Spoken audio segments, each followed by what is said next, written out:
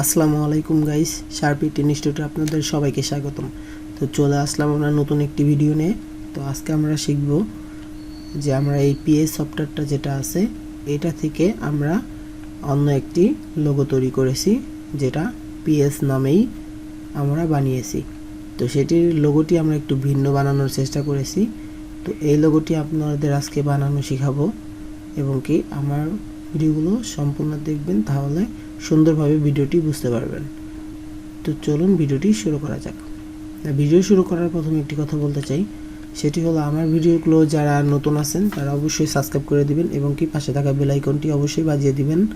যারা পুরাতন আছেন তারা অবশ্যই আমার সাবস্ক্রাইব করে দিবেন আমার চ্যানেলটি, এবং কি আমার পাশে থাকা বেল আইকনটি অবশ্যই বাজিয়ে দিবেন। তো চলুন ভিডিওটি শুরু করা যাক, বেশি বকবক না করি। তো ভিডিওটি শুরু করার জন্য যেটি আমাদের করতে হবে, আমাদের প্রথমে যে কাজটি করতে হবে লোগো বানানোর জন্য, সেটি হলো নতুন একটি পেজ ক্রিয়েট করতে হবে। তো নতুন একটি পেজ নেওয়ার জন্য আমাদের যেটি করতে হবে, কন্ট্রোল এন একসাথে ক্লিক করলে আমাদের একটি পেজ চলে আসবে।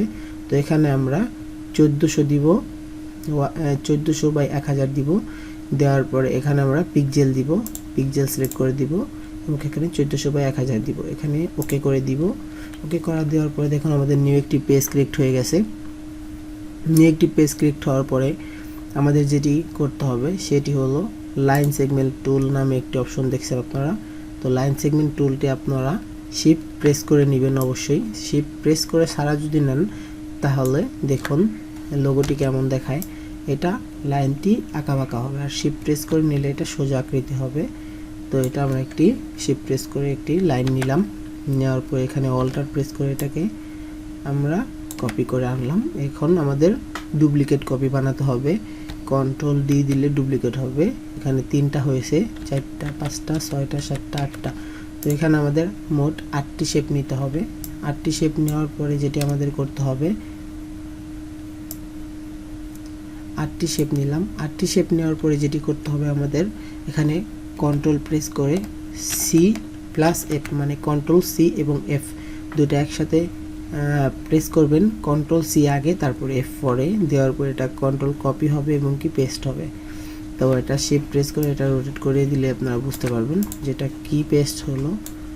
তো এখন আমাদের যে কাজটি করতে হবে, এখন আমাদের জাস্ট শিপ বিল্ডারের কাজ। শিপ বিল্ডারে চলে আসবেন এবং কি এখানে কালারটি উপরে উঠিয়ে দিলাম, ব্ল্যাক কালার দিলাম। এখান থেকে আমরা যে কোনো কালার দিতে পারবেন। তো আপনাদের জন্য আমি ব্ল্যাক কালারটাই রাখলাম। রাখার পরে এটা উপরে উঠিয়ে দিব। দেখুন আমি যেভাবে করছি আপনারাও সেম টু সেম ভাবে করবেন, তাহলে অবশ্যই আমার ভিডিওগুলো সম্পূর্ণ বুঝতে এবং কি শিখতে আপনাদের অনেক হেল্প হবে। তো দেখুন আমি যেভাবে করছি আপনারা সেম ভাবে করবেন। দেখুন আমাদের পিএস নামে যে লেখাটি আছে সেটা কমপ্লিট হয়েছে। তো এখানে আমরা এটাকে সিলেক্ট করব। এখানে আমরা এটাকে সিলেক্ট করব এবং কি এটাকে সিলেক্ট করব। করার পরে এখানে আমরা যেটি করব, কন্ট্রোল 2 দিয়ে লক করব। লক করার পরে এটা সিলেক্ট করব এবং কি এটাকে ব্যাক স্পেস দিয়ে এটাকে কেটে দিব সবগুলোকে। তাহলে দেখুন লাইন সেগমেন্ট যে টুলস নামে যে দাগগুলো ছিল সেই দাগগুলো রিমুভ হয়ে গেছে এবং কি জাস্ট আমাদের শেপগুলো রয়েছে। তো এখন আমাদের যেটি করতে হবে, এটি লক আকৃতি আছে, এটাকে আমরা ধরতে পারবো না। তো ধরার জন্য যেটি করতে হবে, কন্ট্রোল অল্টার 2 দিলে আনলক হবে। আনলক করার পরে আমাদের এখন যে কাজটি করতে হবে সেটি আমি দেখাচ্ছি, আপনাদের মনোযোগ দিয়ে দেখবেন। এটা থেকে আমরা পলিগনাল টুল নেব। পলিগনাল টুলসটি নেওয়ার পরে যেটি আপনারা প্রবলেম ফেস করবেন সেটি হলো পলিগনাল টুলসটা এভাবে আসবে, এভাবে। তো আপনারা ত্রিভুজটি প্রথমে বুঝতে পারবেন না। তো আপনাদের এইটা ত্রিভুজ নেওয়ার জন্য, যেটা গেমস খেলার জন্য যে রাইট অ্যারো লেফট অ্যারো যে বাটনগুলো আছে না, সেগুলো আপনারা নিচে দিয়ে ক্লিক করবেন, তাহলে আপনারা ত্রিভুজ শেপটি পেয়ে যাবেন। এবং কি এটা ছাড়বেন না, মাউসটি ছাড়বেন না, শিফট প্রেস করবেন, তাহলে ত্রিভুজটি সোজা আকৃতি হয়ে যাবে। এখন ছাড়বেন, ছাড়ার পরে সিলেকশন টুলসটি সিলেক্ট করার পরে অল্টার দিয়ে জুম করবেন। জুম করার পর এটাকে আমরা একটু এটা ছোট করে নিলাম। ছোট করে নেওয়ার পরে যেটি আমাদের কাজটি করতে হবে, এখন এগুলোর উপরে আমাদের এইটা বসিয়ে দিতে হবে এভাবে। এটা আমরা আর এটা সিলেক্ট করব এবং কি অল্টার দিয়ে এটা কপি করে উপরে উঠিয়ে দিব। অল্টার প্রেস করলে এটা কপি হয়। ওকে, এটা আপনাদের বোঝানোর জন্য বলে দিলাম। এটা দুইটা সিলেক্ট করব এবং কি শিফট প্রেস করে এটাকে রোটেট করে দিব। রোটেট করার পর দেখছেন এই কর্নারটা আর এই কর্নারটা প্রায় সেম টু সেম মিলে গেছে। তো এর জন্য আমাদের আরও সুন্দরভাবে মেলানোর জন্য এখানে লাইন সেগমেন্ট টুলটি নিব এবং কি এই মাথায় ছেড়ে দিব। ছেড়ে দেওয়ার পরে যেটি করতে হবে আমাদের, দেখুন এটাকে বলে ডাইরেক্ট সিলেকশন টুলস। তো ডাইরেক্ট সিলেকশন টুলসটি নিয়ে জুম করব। জুম করার পরে এই মাথাটি আমরা মিলিয়ে দেওয়ার চেষ্টা করব। তো এই মাথাটি আমরা মিলিয়ে দিলাম এবং কি এই মাথাটি আমরা মিলানো আছে এটা। এখন যে কাজটি করতে হবে আমাদের এখন হলো এই যে শেপগুলো আছে, তো এটাকে আমরা চেঞ্জ করতে হবে। এখন এটা বোঝানোর জন্য এটাকে আমরা ব্ল্যাক কালার থেকে হোয়াইট কালার করে দেই। হোয়াইট কালার করার পরে দেখুন এটাকে আমরা একটু যদি একটু ছোট করে দেই তাহলে এটা মিলে যায়। তো এখন ঠিক আছে।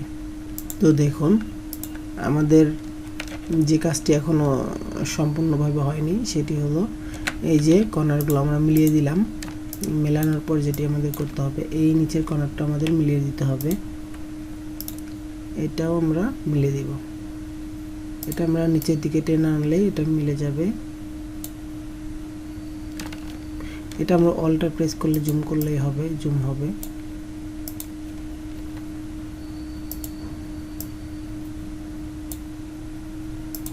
ওকে, এখন আমরা চলুন এই লোগোটি কমপ্লিট করি।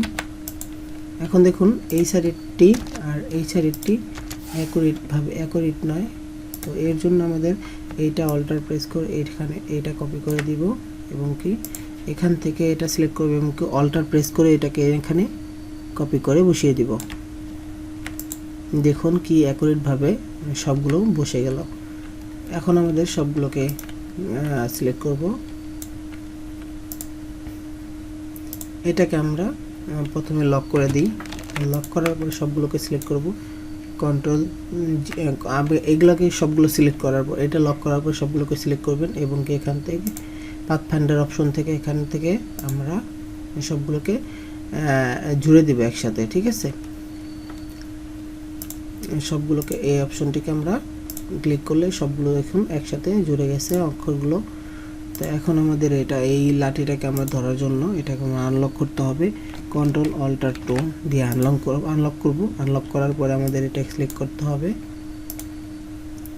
এটাকে সিলেক্ট করতে হবে এবং এটার ভ্যালুটা কমিয়ে দিব।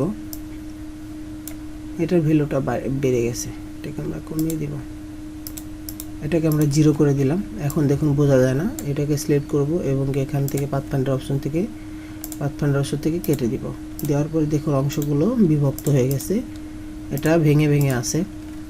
যারা আমরা শিফট প্রেস করব, এগুলোকে শিফট প্রেস করে আলাদা করব। এটা নিচের দিকে ওই লেফট অ্যারো রাইট অ্যারোর যে বাটনগুলো আছে ওগুলো গেমস খেলার যে বাটনটা ওইটা নিচের দিকে আনবেন তাহলে এটা নিচে হবে। তো এটা নিচে করে দিব।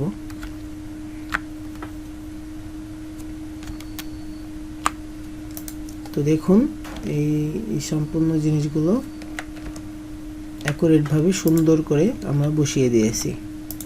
এখন এটাকে আমরা সবগুলোকে একটি কালার দিয়ে দিব। সে কালারটি হলো ব্লু কালার। তো ব্লু কালার আমরা এখান থেকে দিয়ে দিব।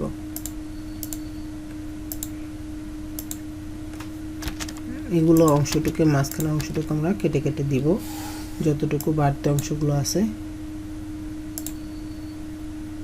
এটাকে আমরা কালারটা অফ করে দিই এবং কি ব্লু কালারটাকে আমরা গাঢ় ব্লু কালার করব।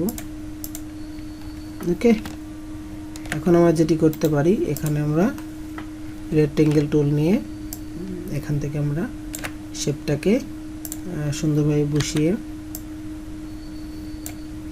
এই সবগুলোকে সিলেক্ট করব এবং কন্ট্রোল জি দিয়ে গ্রুপ করব। এটাকে সিলেক্ট করব এবং এখানে শেপের মাঝখানে নিয়ে আসব। নিয়ে আসার পরে এই শেপটাকে আমরা অ্যারেঞ্জ থেকে সেন্ড টু ব্যাক করে দিব। সেন্ড টু ব্যাক করার পরে এটাকে এই কালারটা আমরা চেঞ্জ করলে এটা চেঞ্জ হয়ে যাবে। আমাদের এই অক্ষরগুলোর কালারগুলো এখন চেঞ্জ করলেই সবগুলো ওকে। দেখুন আমাদের যে পিএস যে অ্যাপসটা তৈরি করেছিলাম সেটি এরকম। তো আপনাদের যদি ভিডিওটি ভালো লাগে অবশ্যই ভিডিওতে লাইক দিবেন, কমেন্ট করবেন পরবর্তী কি ভিডিও চান। তো অবশ্যই আপনাদের জন্য আমি ভিডিও নেক্সট টপিকে বানিয়ে দিব। যারা যারা এতক্ষণ আমার ভিডিওগুলো দেখছেন তাকে অসংখ্য অসংখ্য ধন্যবাদ। আজকের মতো এই পর্যন্তই, দেখা হবে পরবর্তী ভিডিওতে।